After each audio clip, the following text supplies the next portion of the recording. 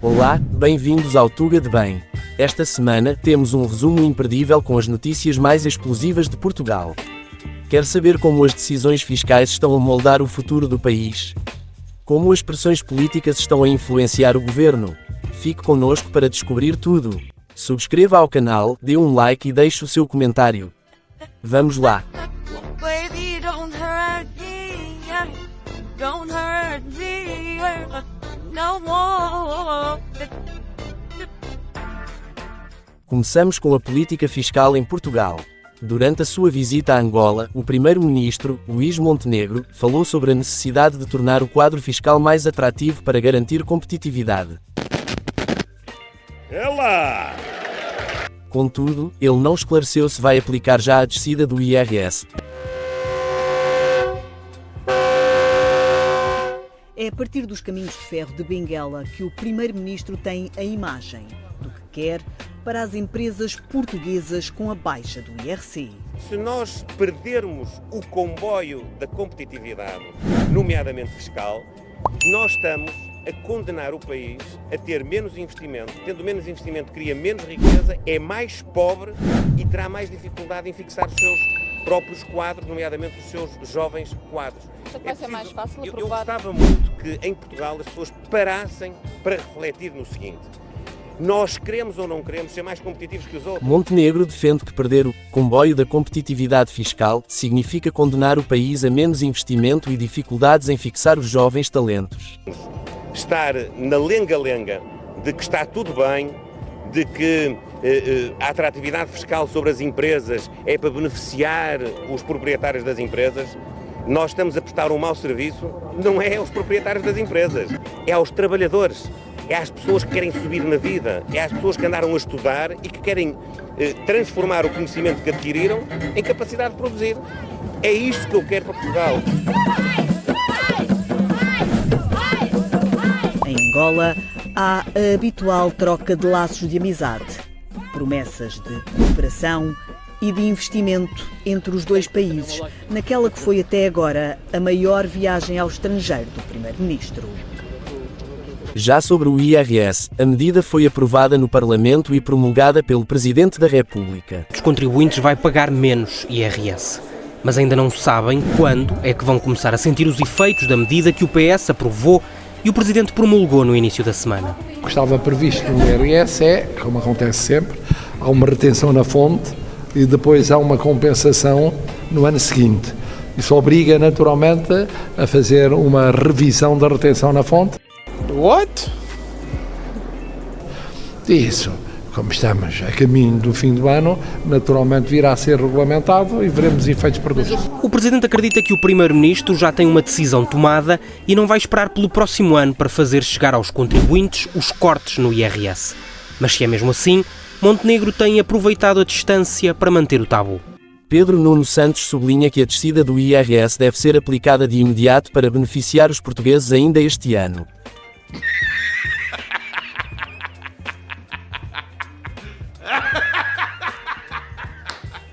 A decisão estava nas mãos do Governo se as descidas da taxa de IRS avançavam já ou apenas em 2025.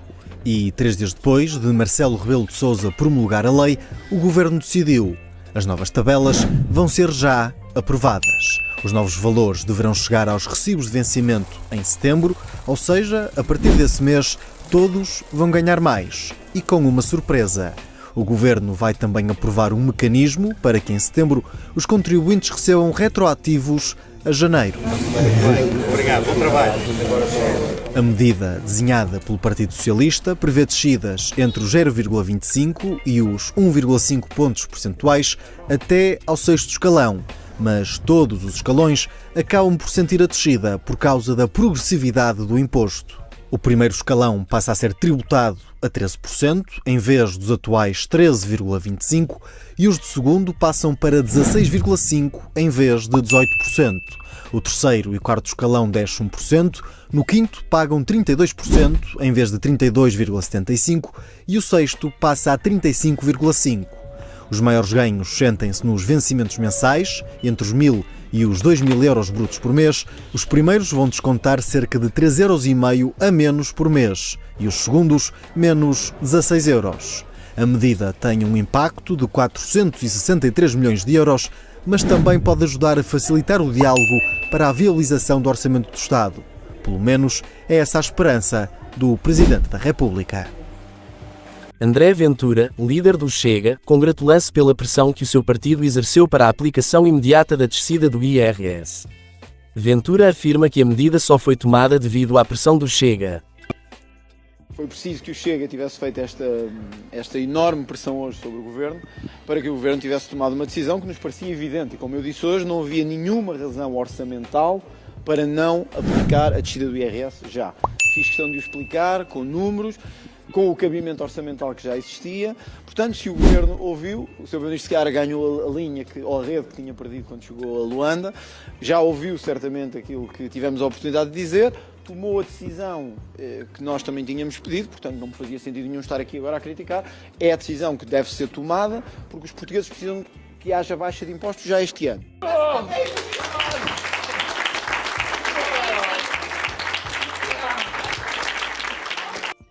Agora, vamos olhar para a Venezuela, onde a situação está a aquecer à medida que as eleições presidenciais se aproximam. Entre a esperança e a incerteza há um nervoso miudinho que sobe de tom à medida que a campanha para a presidência da Venezuela entra na reta final. Edmundo González é o rosto da mudança e segue à frente na maioria das sondagens. Substitui Maria Corina Machado, a líder da oposição, que foi proibida de exercer cargos públicos durante 15 anos. Afastada das urnas, mesmo não sendo a candidata oficial, é ela quem atrai multidões nas ruas.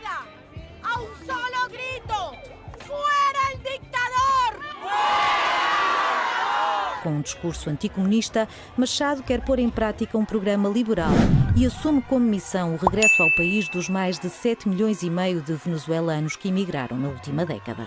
En el caso de María Corina ha sido un liderazgo que se ha cocinado a fuego lento, por decirlo así, durante muchos años. Fue escogida porque la gente de alguna manera tuvo el sentimiento de que había coherencia en su discurso, de que había coherencia en sus posiciones. Com a preferida fora da corrida, o nome que consta no boletim de voto é o de Edmundo González. Aos 74 anos, o diplomata reformado, sem experiência política, trocou a vida tranquila como avô e pai de família pela de candidato da Plataforma Unitária Democrática.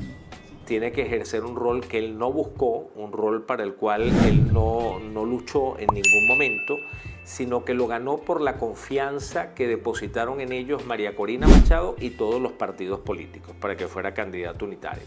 Y eso lo coloca en una posición para escribir una página en la historia de este país. Se González vencer, coloca um ponto final em 25 anos de governo do Partido Socialista Unido da Venezuela. Nicolás Maduro, herdeiro de Hugo Chávez, concorre a um terceiro mandato. Já ameaçou com um banho de sangue e uma guerra civil caso perca a eleição. Entre os que assistem à distância, muitos admitem que só a vitória da oposição seria motivo para regressar. Maria Labrador vive no Chile há 6 anos, traz ao peito um colar com o mapa da Venezuela e no pensamento o desejo de mudança. Tenho a ilusão de regressar. Que me hace conservar essa esperança, esse sonho, que em algum momento vai haver um cambio. Por ello, ahora en estas elecciones del 28 de julio, tengo cifrada esa esperanza de ese cambio, porque nunca había visto esta fuerza que se está moviendo en Venezuela en este momento. Com o país mergulhado numa crise económica, política e social, as eleições presidenciais de domingo na Venezuela podem ser as mais disputadas de sempre. Tudo aponta para a vitória da oposição, mas por se tratar de um regime autoritário, há analistas mais cautelosos que admitem a possibilidade de haver fraude na contagem dos votos. E falando em eleições, Sebastião Bugalho, eurodeputado português, relatou um episódio preocupante na Venezuela, onde foi impedido de entrar antes das eleições. Na SIC Notícias, explicou que ficou sem o passaporte por várias horas e foi impedido de usar o telemóvel. Bugalho, juntamente com outros membros do Partido Popular Europeu, PPE, foi barrado e expulso do país. Esta ação gerou uma forte reação, com a delegação do PPE a decidir denunciar o ocorrido ao Parlamento Europeu. O que se passou foi que fomos encaminhados para uma cabine bastante pequena, deve-se dizer, da Guarda Fronteiriça venezuelana e que nos aglomeraram a várias delegações diferentes, como se fôssemos um só grupo. Portanto, a delegação do Senado Espanhol, a delegação do Congresso de Deputados Espanhol, a delegação do PPE, constituída por mim e pelo Vice-Presidente do Parlamento Europeu, Esteban González Pons, e uma ONG ibero-americana, que aparentemente, ou que pude apurar, bastante inocente, portanto, também sem quaisquer intenções nefastas no que toca à soberania venezuelana. E foram-nos levados os passaportes durante um par de horas, fomos impedidos de usar os nossos telemóveis por uma multidão de guardas fronteiriços, que se nos vissem com o telemóvel na mão não eram exatamente simpáticos, e estou a usar um eufemismo. E de seguida foi-nos lida uma proclamação por alguém que se identificava como diretor da Polícia Fronteiriça venezuelana, onde dizia que o governo de Nicolás Maduro nos recusava a entrada e nos recusava o estatuto de observadores eleitorais. E nos acusava inclusivamente de sancionar a Venezuela. Ambas as premissas são falsas no que toca à delegação do Partido Popular Europeu. Para já, porque eu tomei posse há menos de 2 semanas, há cerca de semana e meia, portanto ainda não tive tempo de sancionar nem a Venezuela nem ninguém, coisa que aliás fiz notar. A segunda coisa é que nós nunca quisemos ser observadores eleitorais destas eleições na Venezuela. Nós não nos propusemos a obter esse estatuto, porque sabíamos a priori que Nicolás Maduro não queria uma missão da União Europeia, ao contrário do que aconteceu nas eleições autárquicas e regionais de 2021, não queria uma missão de observação eleitoral da UE. Então o que é que iam lá fazer? Sabe que é comum em democracia os partidos das oposições democráticas, ou até os partidos que estão a desempenhar funções governativas, convidarem partidos com quem mantêm relações institucionais a estarem presentes no momento solene como é um ato eleitoral, o meio das urnas. Nós recebemos um convite das lideranças da oposição democráticas e decidimos que iríamos aceitar esse convite e estar presente. E agora, vamos às nossas notícias rápidas. Medidas para jovens. O líder da Iniciativa Liberal defendeu que as medidas direcionadas para os jovens não resolvem os problemas essenciais e que o governo, ao acenar com o IRS jovem, está a criar um país armadilha para as novas gerações. 2 acidente em Almancil. Uma colisão entre um autocarro e um veículo ligeiro fez um morto em Almancil. O acidente ocorreu no sentido Faro-Lolé e a vítima mortal tinha cerca de 50 anos. Segurança em Sesimbra. A Câmara Municipal de Sesimbra pede reforço de meios de segurança na época balnear devido a incidentes que têm provocado alarme social. Tocha Olímpica. A Tocha Olímpica cumpriu a sua última etapa pelas mãos de Snoop Dogg e outros, chegando a um dos locais que acolherá a cerimónia de abertura dos Jogos Olímpicos. Acordos à esquerda. PS e Livre mostram-se disponíveis para acordos à esquerda nas autárquicas. Pedro Nuno Santos afirma que existe disponibilidade para listas comuns, mas Rui Tavares apela a mais trabalho e continuidade nas conversas. E assim, concluímos mais uma semana cheia de acontecimentos significativos. Queremos saber a vossa opinião. O que acham das medidas fiscais em Portugal? E da situação na Venezuela? Deixem os vossos comentários abaixo. Não se esqueçam de subscrever ao canal, dar um like e ativar as notificações para não perderem nenhum dos nossos vídeos. Porque, afinal, no Tuga de Bem, a política e a atualidade fazem parte da nossa cultura. E lembrem-se, na política como no fado, tudo pode mudar num instante.